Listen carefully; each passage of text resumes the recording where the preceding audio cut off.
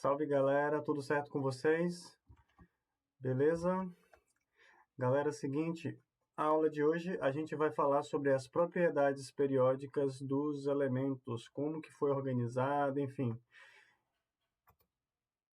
Aí a gente vai ver o seguinte, né? O sumário dessa aula de hoje é o seguinte.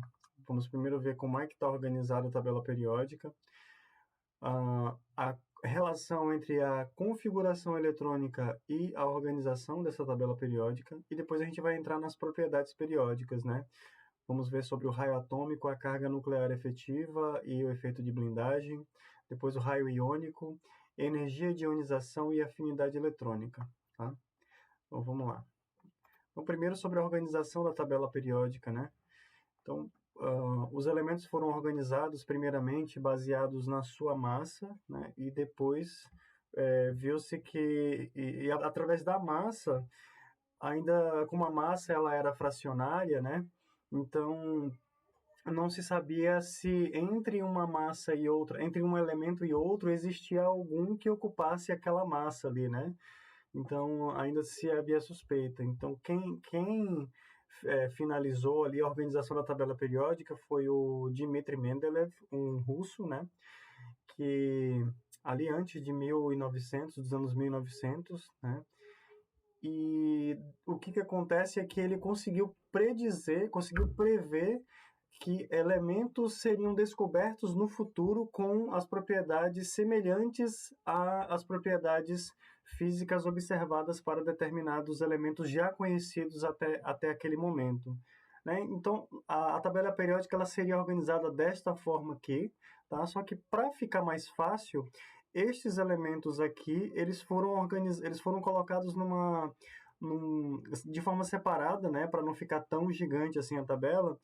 E então a tabela periódica ficou dividida dessa maneira aqui, né? Mas ainda não se tinha um modelo para o átomo que explicasse, né, exatamente aquelas propriedades que já se observava para alguns elementos conhecidos na época do Dmitry Mendeleev. Né? Como a gente viu ali na teoria atômica, né, houve um avanço, né, que foi lá em torno de 1927, né, em 1927 que teve aquela conferência de Solvay que bateu o martelo para como que seria o modelo atômico, que era o modelo do Schrödinger, né, com a distribuição dos elétrons polieletrônicos, né, não só do hidrogênio, como foi o caso do modelo do Niels Bohr. Tá?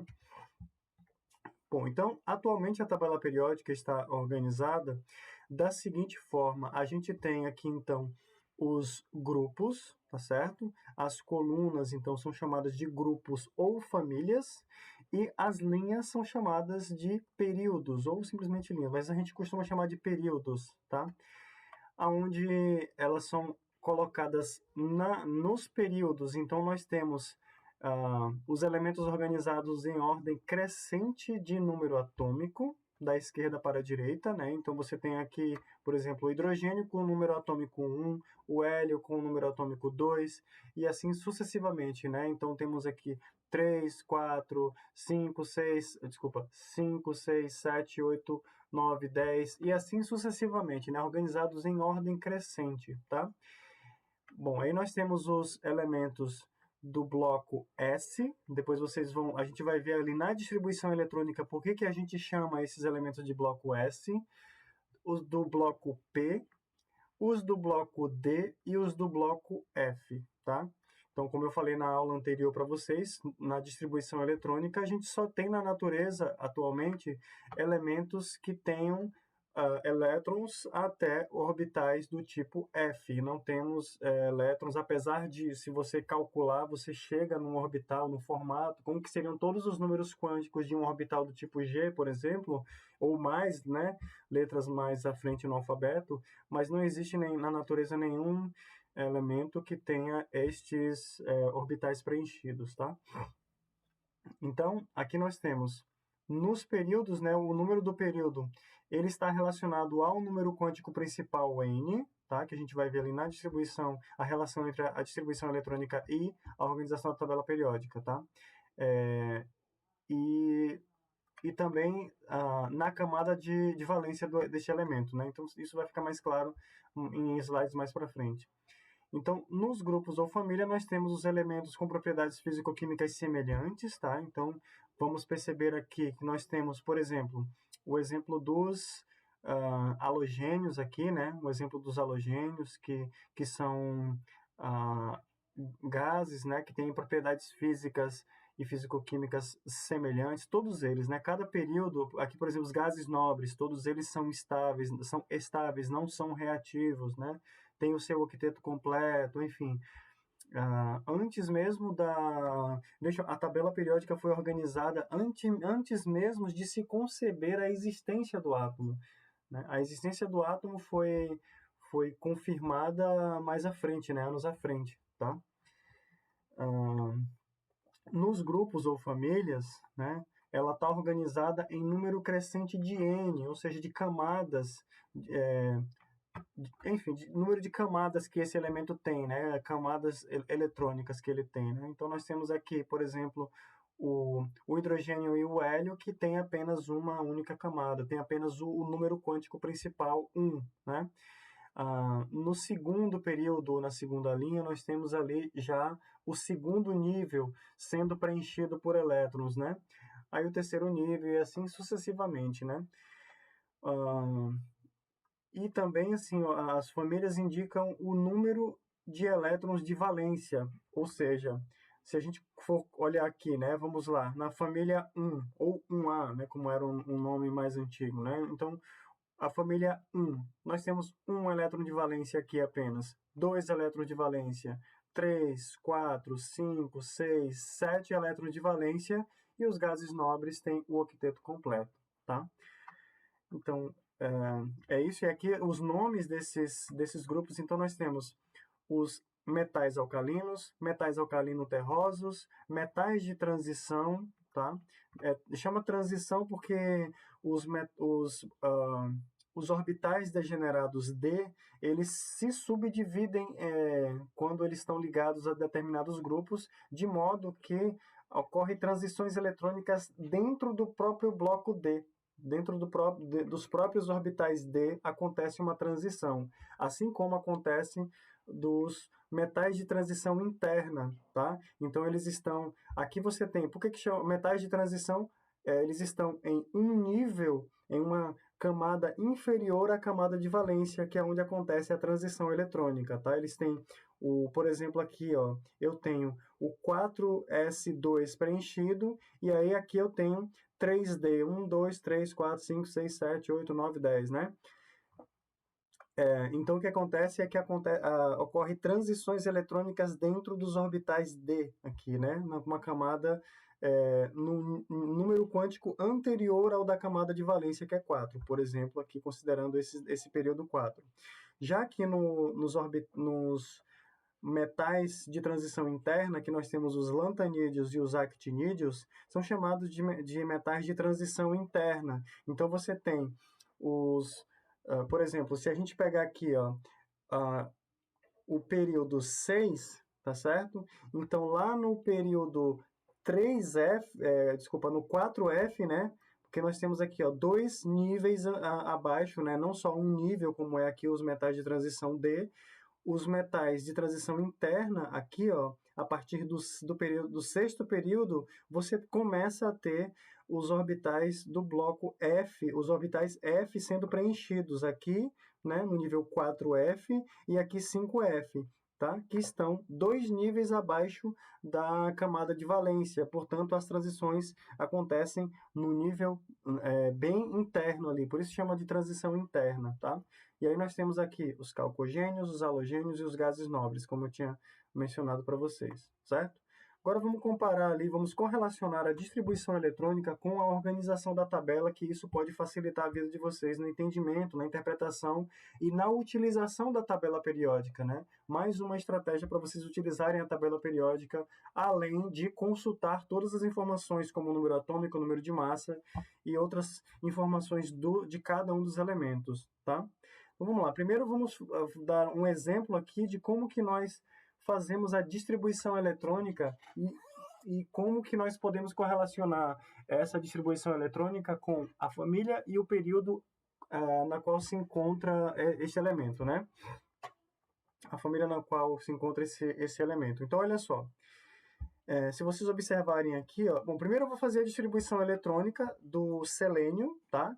O selênio está no quarto período e na sexta família, na família 6A, né? Desculpa, na família 6A ou grupo 16, né? Então, aqui temos a distribuição eletrônica, sendo que os elétrons de mais alta energia a serem preenchidos é é o 4p4, né? Então nós temos aqui o número quântico principal, que está relacionado com a camada. Mas vejam bem, antes de falar disso, olha só como a gente pode também representar de forma simplificada essa distribuição eletrônica. Aqui está a distribuição eletrônica do argônio 18, né? O argônio que tem 18, o número atômico dele é 18. Ele tem 18 prótons, portanto, 18 elétrons. Quando você faz a distribuição eletrônica, você tem isso daqui, que é exatamente essa primeira parte aqui do selênio, tá? Então, olha só, você pode representar dessa forma aqui. Vocês já devem ter visto isso em algum lugar.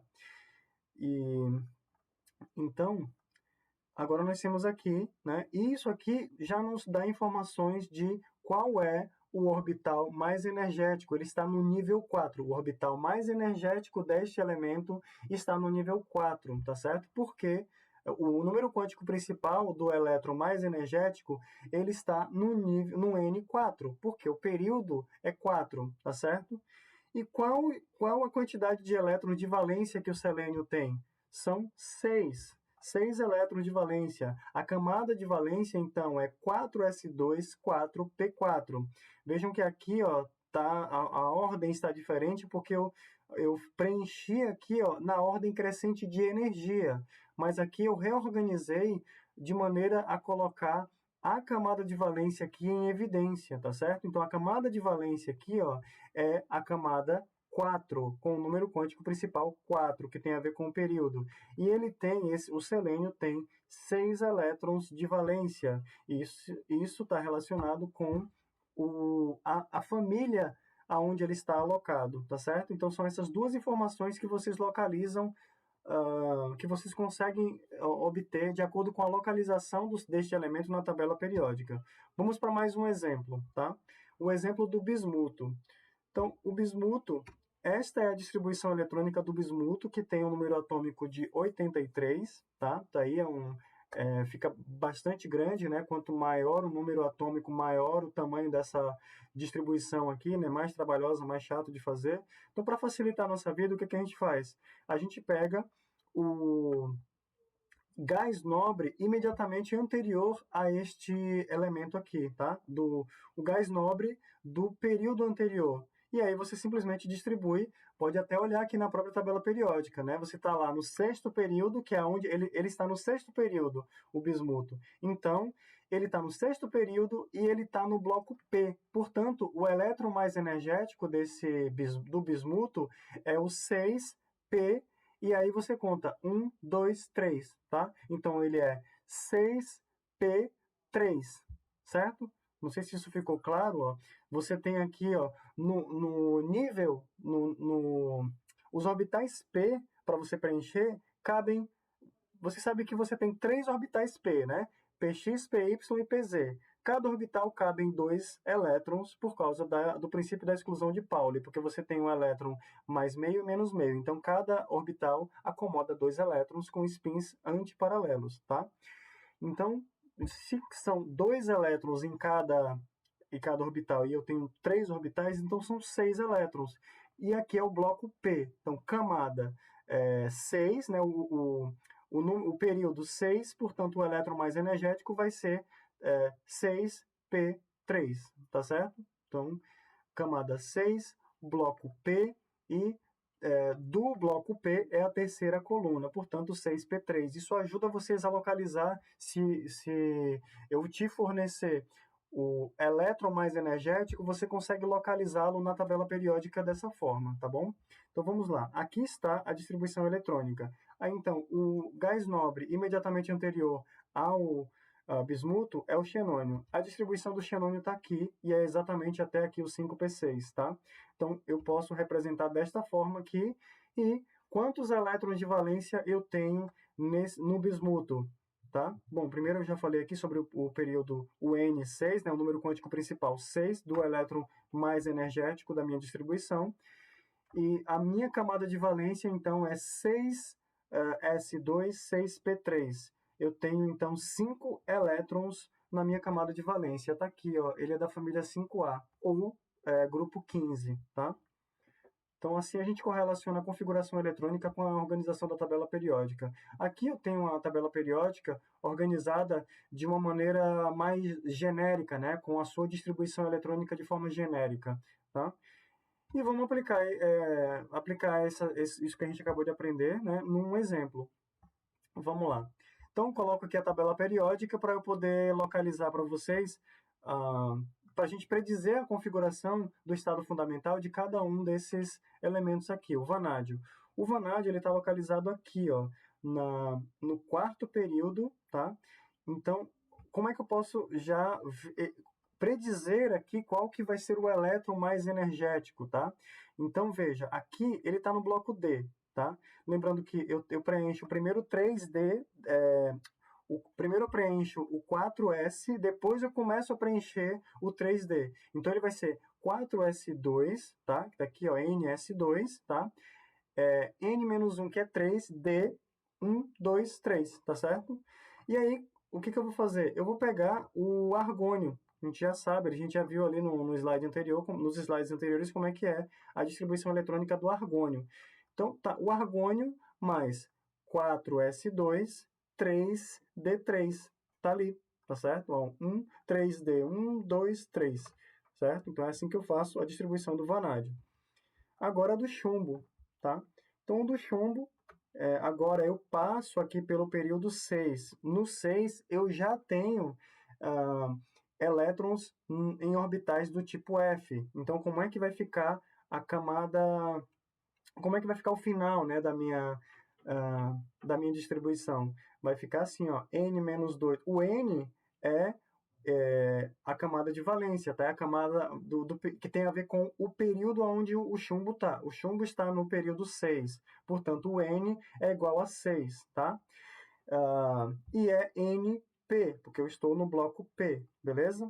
Então, olha só como é que ficaria isso daqui. Então, vai ser NS2, NP1, 2, beleza? Sendo que eu tenho o 5D10 e o 4F14. Então, quem que eu vou utilizar de referência? O xenônio, porque é o gás nobre que está no período anterior ao chumbo, tá? Então vai ficar assim, ó, exatamente desse jeito aqui, ó. Então vai ser como o NS2, que é o 6S2, aqui está em ordem de energia, tá? Então 6S2, 4F14, 5D10, 6P2, tá? E aí, quantos elétrons de valência eu tenho aqui? 2 mais 2, 4 elétrons de valência, tá? Vamos lá. Mais uma vez aqui, agora um elemento aqui do bloco F, tá? Que é o disprósio. Então eu vou utilizar também, veja, em qual período que ele se encontra? Ele se encontra no período 6, tá? Só que ele está antes do chumbo, tá? Está antes do chumbo, ele está aqui, né? Ele passa por aqui e depois volta para cá e vai até o chumbo. Então a distribuição eletrônica dele também vai utilizar o xenônio como referência e vai ficar 6s2, porque ele é do nível 6, N-2, 4F10, tá certo? Lembrando que os orbitais do bloco F, os orbitais F, você tem 7 orbitais, tá certo? 7 diferentes orbitais, aonde eu tenho 2 elétrons por orbital. Portanto, eu teria 14 elétrons aqui como capacidade para o nível F ali, né? Para o subnível F. Então, o que nós temos aqui? 1, 2, 3, 4, 5, 6, 7, 8, 9, 10. Portanto, 6F10, tá certo? Agora aqui, né? Considere cada um dos conjuntos de números quânticos e determine se ele é ou não válido ou permitido. E se o conjunto não é válido, indique qual número quântico é inválido e o substitua por algum que permita a validade do conjunto. Vamos lá. Eu vou colocar isso aqui para a gente ter como referência, para vocês saberem que por exemplo, no nível 1, né, com número quântico igual a 1, o L tem que ser n menos 1, portanto, 1 menos 1, 0. O nível máximo para L, o número máximo para L só pode ser 0, não pode ser nada mais do que 0. E tem que ser números inteiros, né? Ou positivos ou negativos, o L, tá? Então nós temos, desculpa, o L tem que ser positivo, né? O ML que pode ser positivo e negativo a partir desse L aqui, né? Então, o nível N2, número quântico principal 2, vai ter 0 ou 1, que o máximo é N menos 1, portanto, até 1. O nível 3, N menos 1, 2. Então, eu vou ter 0, 1 e 2 para L. E aí, o que eu vou ter? Para cada um dos níveis, por exemplo, o L0 só pode ter 0. Então, só tem o orbital S, de aquele geometria esférica, né? O L1, que é a geometria P, eu tenho a orientação Px, Py e Pz, tá? O L, como vocês já sabem, ele dá o formato do orbital. Então, esse aqui é esférico, esse daqui é aquele que parece dois balões de festa grudados um no outro, né? Então, você tem a orientação x, y, z, e você tem apenas um plano nodal. Aqui você tem dois planos nodais, então você tem os orbitais do tipo D, que esse L, então, terá 5, porque pode ser mais 2, mais 1, 0, menos 1 e menos 2. São os orbitais D, tá certo? Vamos lá, então. Agora vamos avaliar cada um desses itens para ver se algum é inválido. Primeiro, o número quântico principal 3, o L tem que ser n menos 1, o máximo. Então, isso aqui está errado, esse aqui é inválido. Então, você pode colocar apenas até o L igual a 2, como está aqui. Tá? Então, esse aqui é inválido.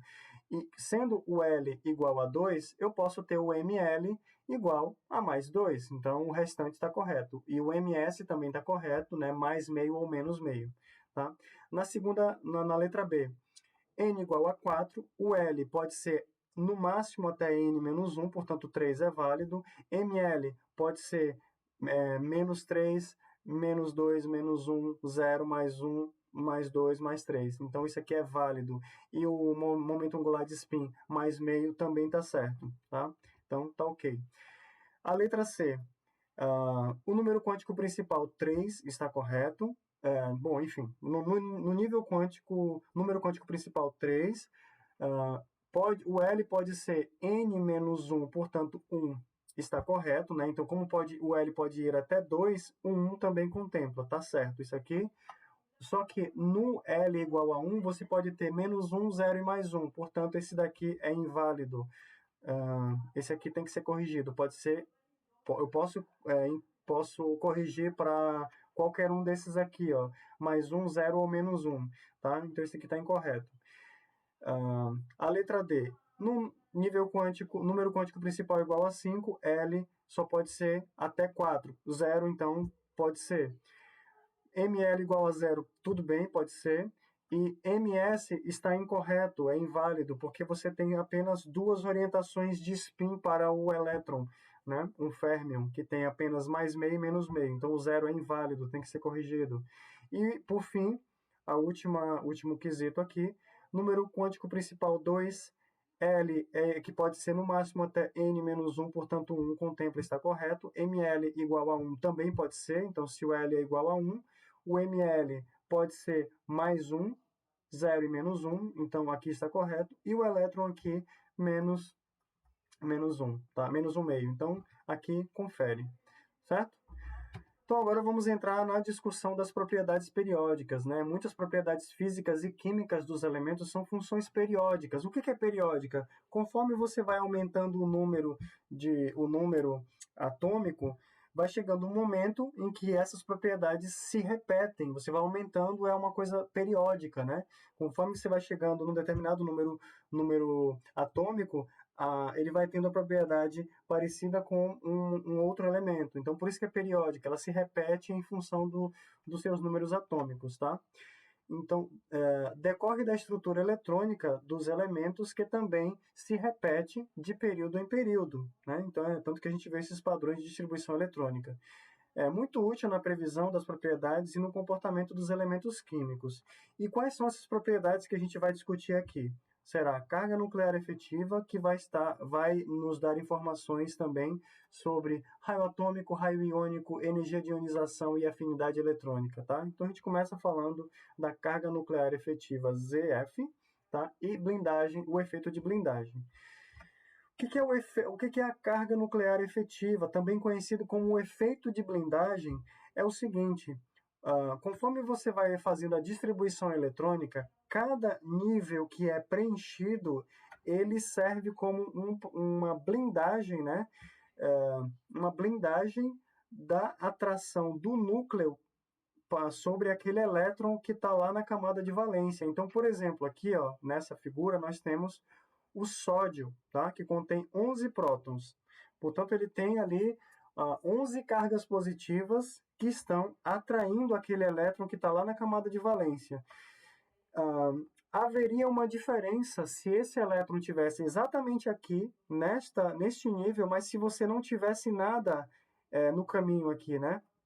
Então, estes elétrons que estão aqui, eles alteram como este elétron que está aqui, ó, sentem a atração pelo núcleo. Isso que é a carga nuclear efetiva, tá certo?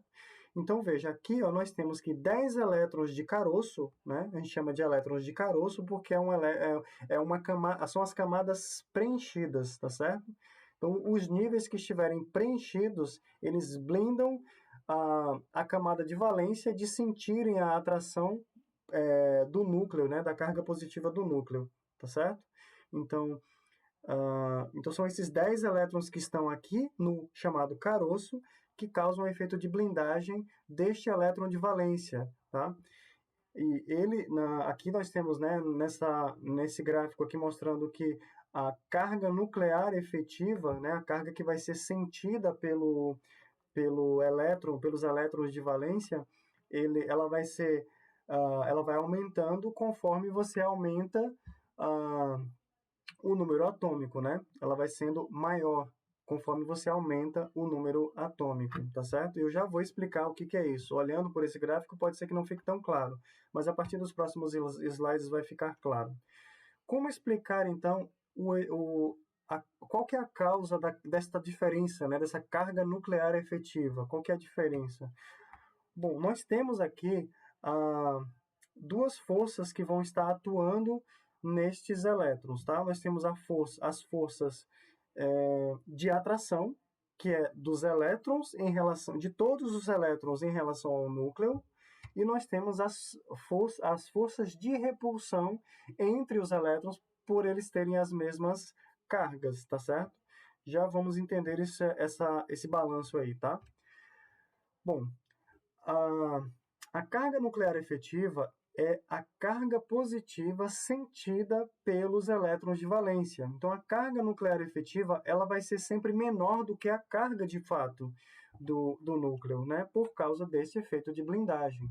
A camada de blindagem, que é são as camadas mais internas, atenua as forças de atração do núcleo pelos elétrons de valência, tá certo? Então, olha aqui, ó, no caso que eu tinha explicado naquela figurinha anterior lá, né? Nós temos aqui eu estou utilizando mais ou menos aqui o modelo do Niels Bohr para vocês entenderem melhor, tá? Que ele funciona muito bem para explicar essas propriedades periódicas. Tá? Então aqui eu fiz uma distribuição dos elétrons em cada uma das camadas, em cada um dos níveis de energia, né? E aí nós temos aqui esse efeito de blindagem observado, né? Para como que este elétron sente a presença deste núcleo aqui, né? Então ele não sente exatamente 11 prótons aqui dentro, ele sente um pouco menos essa intensidade de atração aqui, né? Então, assim, essa aqui é as camadas internas que são preenchidas, então é chamada de camada de blindagem, ou caroço, tá? Então, aqui, como é que, já saindo da carga nuclear efetiva, vamos entrar, então, no raio atômico, para avaliar como é que em função dessa carga nuclear efetiva e do efeito de blindagem, como é que ela varia no grupo. O que acontece no grupo, tá? Por que que eu tinha falado ali, né? Por que ele aumenta a carga nuclear efetiva no mesmo grupo? Veja, eu estou aqui ó, com o mesmo grupo. Ó. Na tabela periódica, o lítio está em cima do sódio, que está em cima do potássio, que está em cima do rubídio, que está em cima do césio, tá? Então, o núcleo atrai aquele elétron lá, ó, né, de uma maneira diferente, né? Então, essa carga nuclear efetiva aqui, ó, ela vai aumentar, porque você aumenta a repulsão entre os elétrons, tá? Que você aumenta a repulsão, desculpa, eu falei o contrário, tá?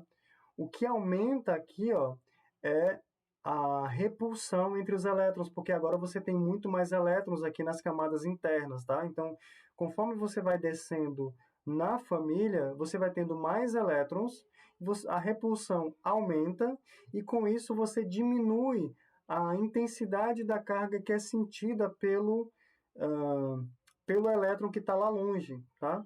E essa daqui, então, ó, você vai aumentando a camada de blindagem, com isso você vai diminuir a carga nuclear efetiva no período, tá? No grupo. Você vai diminuir a carga nuclear efetiva devido ao aumento da blindagem das camadas internas.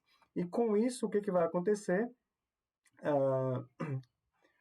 Você vai tendo, então, aqui a diminuição, né? Porém, pelo fato de vocês terem mais camadas, né? Por exemplo, aqui você tem 2 camadas no lítio, aqui você tem 3 camadas no sódio, 4 camadas no potássio, 5 camadas. Pelo fato de você ter um aumento do raio também, ó, tá? Você aumentou o tamanho do átomo aqui, ó. O que acontece? Aumenta a distância também que o núcleo atrai esse elétron que está lá na camada lá em cima, né? Então, o que acontece? Lembra da lei de Coulomb? Ela é inversamente proporcional ao quadrado da distância. Quanto maior a distância, menor a força coulombica. Portanto, a carga nuclear será sentida por esse elétron aqui será menor, tá? No grupo, o tamanho do átomo vai aumentar, né, conforme você desce no grupo, por causa do tamanho de camadas, tá? Da quantidade de camadas. No período, o que vai acontecer?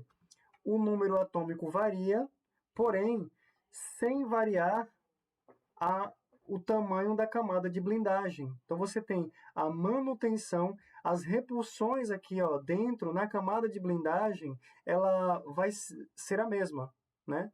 As forças repulsivas que vão estar aqui, ó, dentro na camada de blindagem, serão as mesmas. A camada de blindagem será a mesma e você vai aumentando o número atômico, tá certo? Portanto, os elétrons de valência começam a sentir mais a presença do núcleo ali, tá? E o que acontece com o aumento da carga nuclear efetiva? Você tem a diminuição do raio. Então, em um período, quanto maior o número atômico, menor o tamanho do átomo, né? O raio do átomo vai ser menor, tá certo?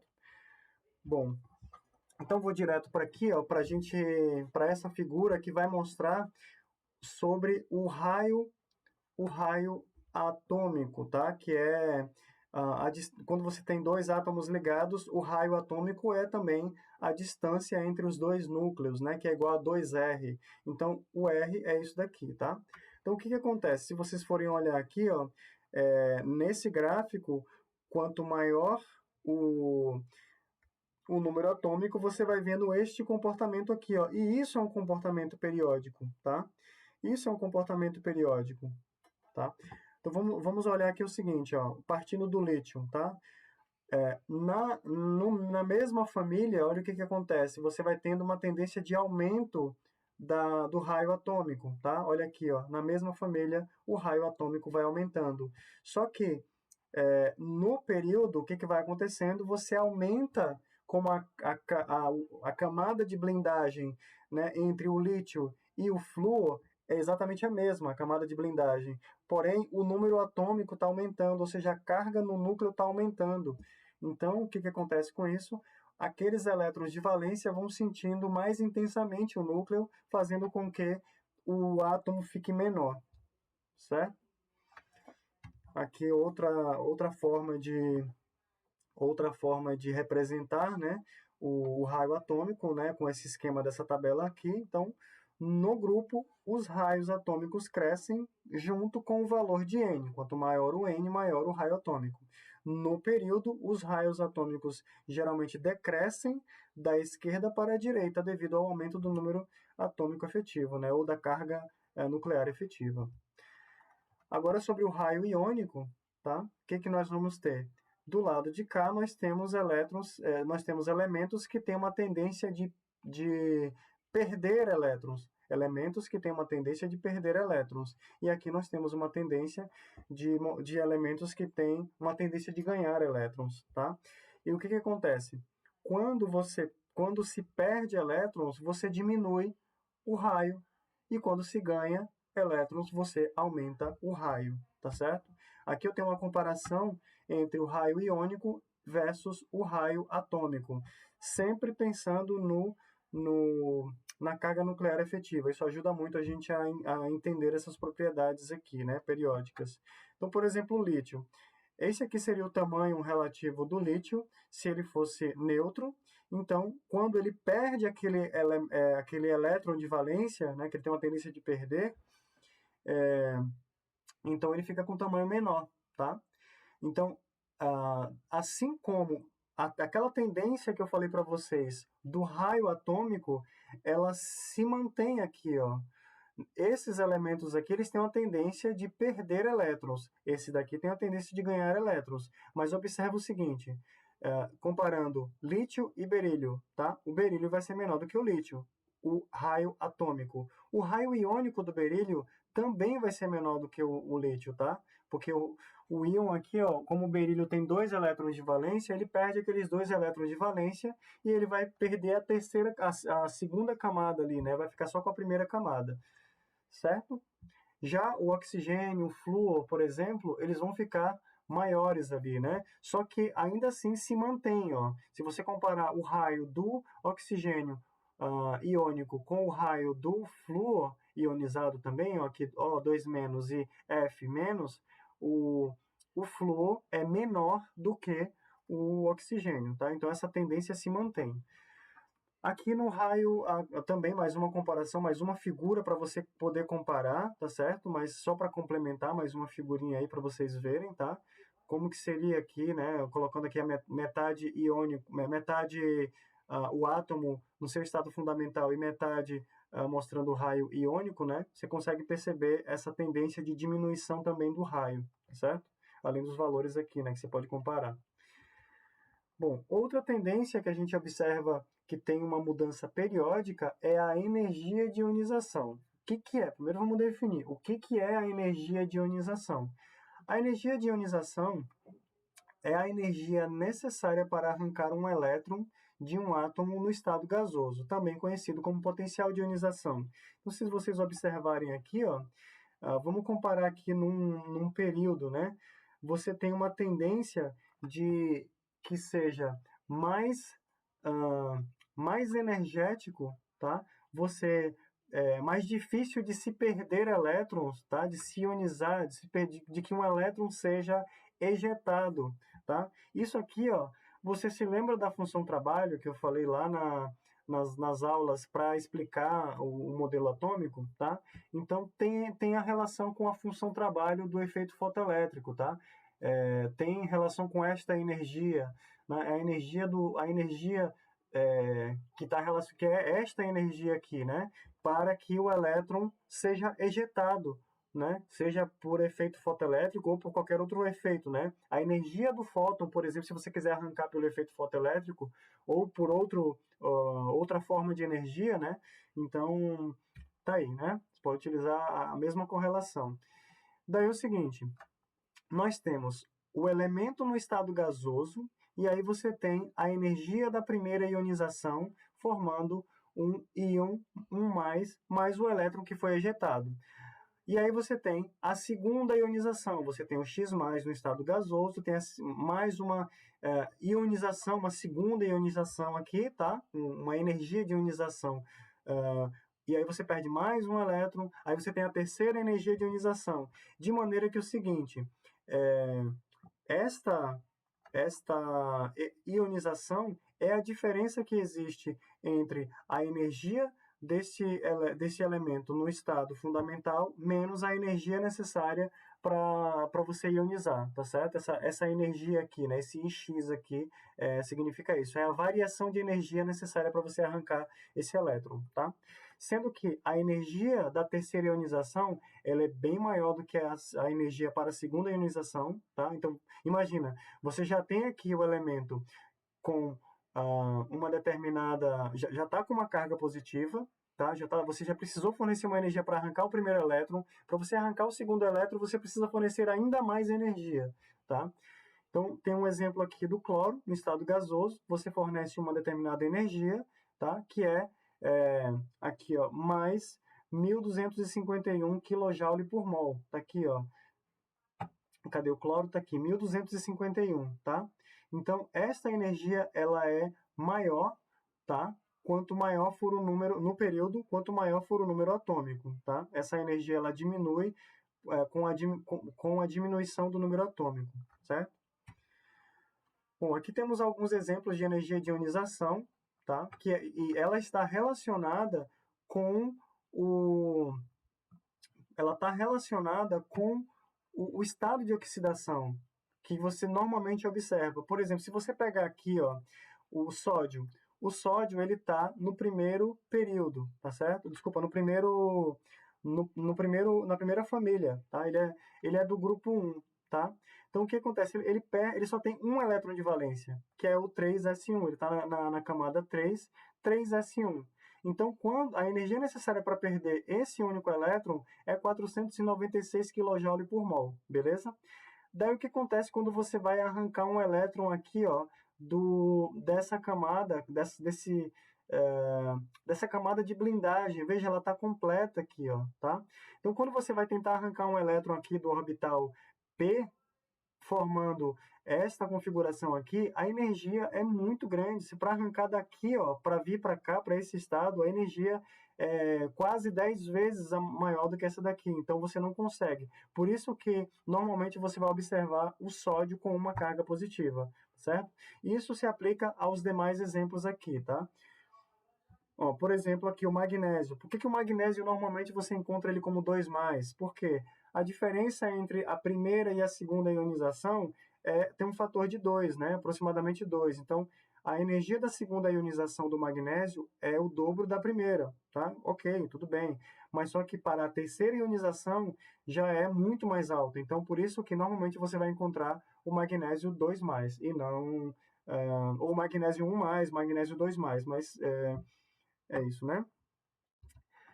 E por fim, a última propriedade periódica que a gente vai abordar aqui é a afinidade eletrônica, energia de afinidade eletrônica. Tá? Essa energia é a variação de energia quando um elétron é adicionado ao átomo no estado gasoso, tá certo? Então, olha aqui, ó. Então, basicamente é parecido com o anterior, tá? É o oposto do anterior, só que é a energia quando você adiciona um elétron aqui, tá? Então, por exemplo, se você tiver um metal e você adicionar um elétron, né, então você vai ter isso daqui maior do que zero. Uma energia precisa ser absorvida para que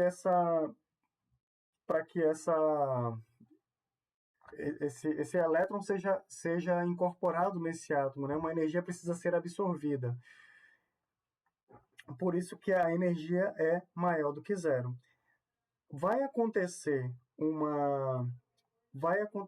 uma ionização, tá? Ele vai receber um elétron, vai ser estável para o elétron ser incorporado ao elemento caso a energia seja negativa, ou seja, uma energia vai ser liberada, ele absorve energia, é um processo espontâneo, ele absorve energia, tá certo? Ou melhor, ele absorve esse elétron é ligado ao elemento, né? E ele libera essa energia. Então, isso é um processo espontâneo, tá certo? Aqui, outro exemplo agora, você tem a perda, aqui comparando, né? Comparando a energia para o cloro absorver um elétron, receber um elétron, quando o cloro recebe um elétron e quando o cloro perde um elétron.